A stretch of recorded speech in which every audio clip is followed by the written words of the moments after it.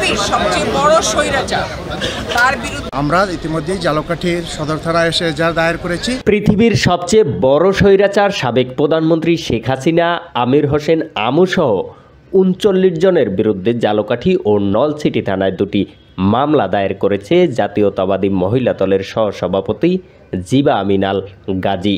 ২০১৮ সালের নির্বাচনী প্রচারণায় তার গাড়ি বহরে হামলার অভিযোগে এ মামলা করা হয়েছে।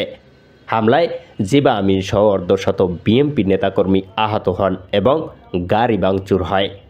এজাহারে ৩৫ জনের নাম উল্লেখ সহ শতাধিক অজ্ঞাত আসামি রয়েছে।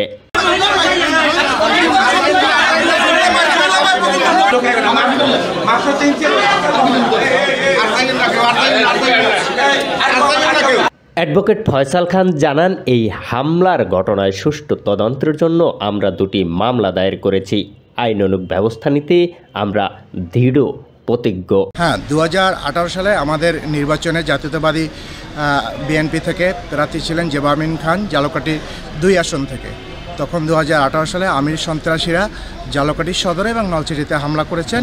ঝালকাঠিতে ২ জায়গায় হামলা করেছেন ১৩ তারিখে এবং ১৪ তারিখে হামলা করেছেন নলছিটিতে।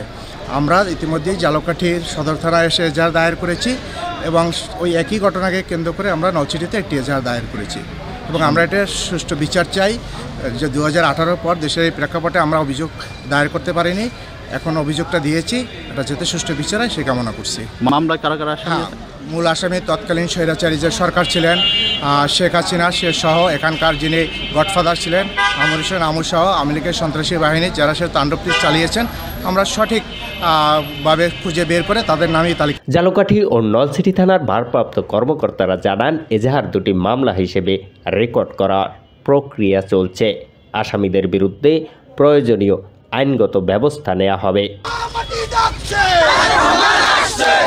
মামলার বাদী জিবা আমিনাল গাজী বলেন, এই হামলা ছিল আমাদের রাজনৈতিক কার্যক্রম দমিয়ে দেওয়ার জন্য, কিন্তু আমরা আইনের প্রতি আস্থাশীল, সুবিচার পাব বলে আশা করছি।